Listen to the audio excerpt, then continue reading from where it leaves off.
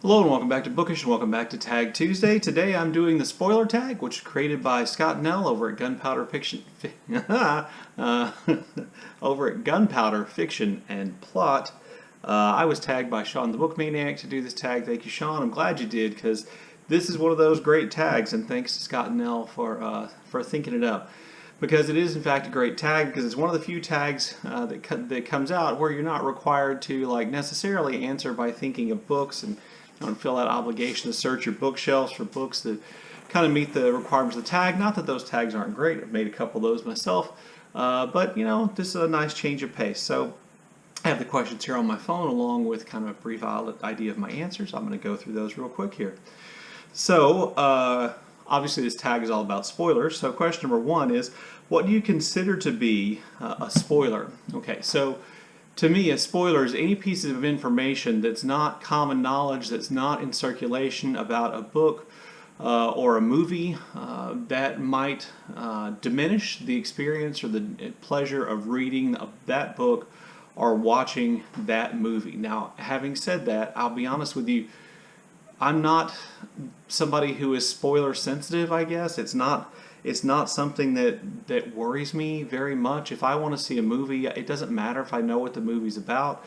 If I want to read a book, it doesn't matter to me if I know kind of what the book's about. And for various reasons, probably because I think I'm more of a character and writing-driven reader than a plot-driven reader, it's difficult to spoil something for me. Now, obviously there are limits to that.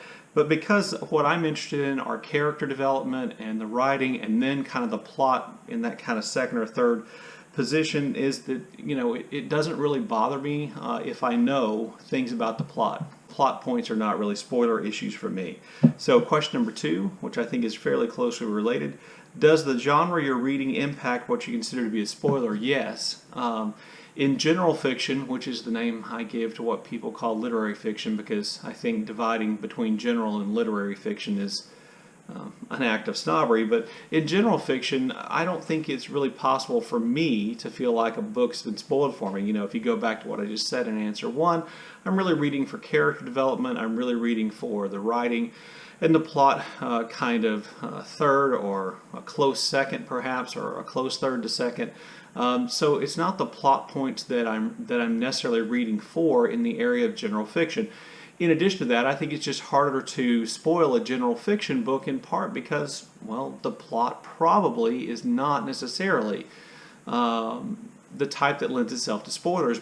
Obviously, mysteries and thrillers can be spoiled because those books depend on plot. They are plot-driven types of books, of works of fiction. So, for instance, if you tell me, if I was reading a mystery and you told me who the killer was, that would, in fact, spoil that book. I might go ahead and read it anyway, but that would spoil it, And if there was a thriller I was reading and you told me the plot twist, that might also spoil that book for me. I think that same is true with horror novels.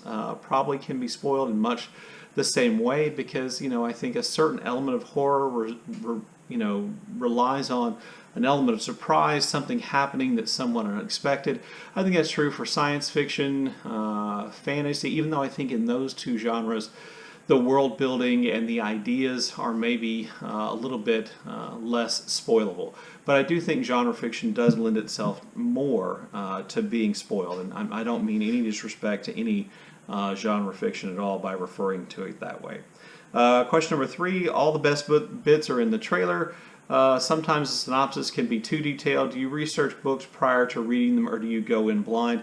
I would say that I guess I research books. I do it casually, not intensely, and BookTube is usually how I do that. I get a lot of my recommendations about what to read from you all and watching your channels and reading your comments. And oftentimes, if it's a BookTuber that I like, if it's a BookTuber I respect, if it's a BookTuber who just I think feels really passionately about a book, oftentimes I will add that to my mental TBR, and it may end up on my actual physical TBR at some point. I like that about BookTube. That's one of my favorite things about the BookTube community, is getting BookTube recommendations from people that I like and people I consider to be my friends. But in terms of researching, I'm in a privileged position where I've been lucky enough where trigger warnings are not personal to me. I think if I had trauma or events like that in my past, that I would probably do more research. I think that's a good reason to do that research, to avoid those things if you know they're going to upset you. But again, BookTube provides me with most of what I need to know. Question 4, sometimes the introduction or translator's notes can spoil the ending, especially for classics. Has this ever happened to you? So the answer here is yes and no. I generally skip those introductions, and I try not to read the back of classics. And it's not because they spoil the plot necessarily, because I just, explained. That doesn't bother me. But I don't want someone else's interpretation of the book in my head when I'm reading it. No matter how expert that person is, I want to come to the book fresh. I want the book to be an experience for me.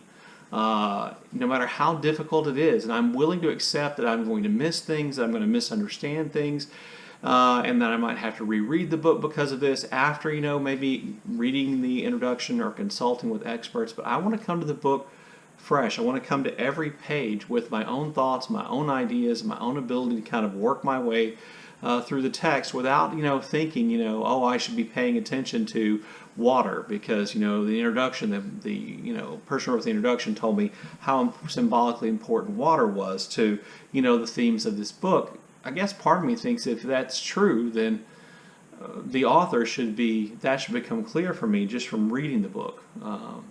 That's something the author should be communicating, and I shouldn't have to pick that up from the introduction. And if I don't, well, then the fault's either with me or the author. Question number 5: name a time somebody spoiled a novel for you. I can't think of a time that anybody spoiled a novel. I will tell you, and I've mentioned this before, when I was a kid, I really liked reading the Encyclopedia Brown mysteries. They were little short stories for kids where the smart kid named Encyclopedia Brown solved relatively minor mysteries for the most part in his community. And one of those books was spoiled for me by somebody who went through, it was a library book I checked out from my elementary school library, and somebody had gone through and written, what the solution was on the second page of every story. And so, you couldn't skip that page, and it was impossible for me to read that page without reading the solution and put on there, and that's a spoiler. Question 6 is, have you ever spoiled a novel for somebody else? I'm sure that I have, in part because of my relatively cavalier attitude about spoilers, in part because what spoils a book for me is not necessarily the same as what spoils a book for somebody else. And to be honest with you, it's impossible to keep in mind every single piece of information that someone might consider to be a spoiler. I do, when I can and when I remember, want to put trigger warnings in my reviews because I think that's a valuable thing, a service you can do for people, but those do sometimes then seem spoilery to other people, and it's really a fine line. I don't always remember to leave spoilers out. If I know that I've included spoilers, I try to put in parentheses the title spoilers, or somewhere in the show notes I'll say there's spoilers, maybe somewhere in the video I'll say this includes spoilers just for people. So people don't have to watch those things. But some people watch the review before they read the book. Some people watch the review after they read the book. It kind of depends for me on what the book is. I recently commented on the Codex Cantina. They did a discussion of the book The Only Good Indian by Stephen Graham Jones, which I think is a bit of a thriller or a bit of a mystery novel. I'm not exactly sure. I did comment on their video. I'm going to stop watching here because I'm going to read this later, and I don't want it to be spoiled, but that's because I believe that to be a mystery novel or a thriller, which I do think can be spoiled.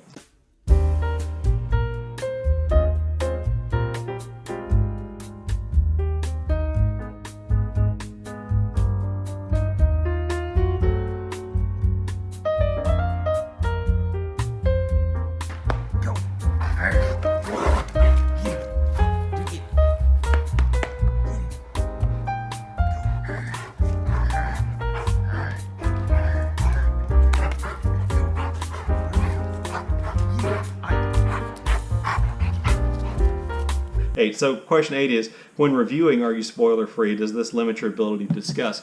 The answer is no, I'm not necessarily spoiler free. Like I said, I try to mention if I've included spoilers. And yes, I would feel like avoiding all spoilers, avoiding talking about all major plot points can limit your ability to review and to analyze a book. So I do try to include those things. I do try to be spoiler aware, but again, spoilers are kind of in the eye of the beholder, and I'm sure I've made mistakes and spoiled books for people unintentionally. And then prompt 9 is to shout out, tell us about 5 channels you enjoy, and then tag them. So I'm tagging 5 people. Leo from A Little Book Life, just one of the greatest people on BookTube. I don't think you've done this.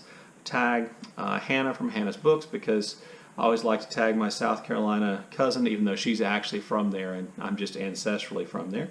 And she'll have really thoughtful answers, which will make every one of my answers seem slapdash, like they probably are. Karen Evans, just because, wow, Karen Evans is just a bright light and has a lot of enthusiasm for pretty much everything, and so I'd be really interested to see what she says about this. Karen from Run Right Reads. I don't think I've ever tagged you, Karen, and so I wanted to see your thoughts on this, because you do read a lot and across genres. And then Lucas from A Bit of Lit, who did the Black History Month tag I saw after watching mine, and I'd already decided to tag you in this, so consider yourself tagged twice in a row by me. There you go. There is the spoiler BookTube tag. Thanks again to Scott and Nell for creating it, and to Sean, the Book Maniac, for tagging me. I'll leave links to everybody's channel down in the comment section below. Look forward to your comments, and as always, thank you for watching.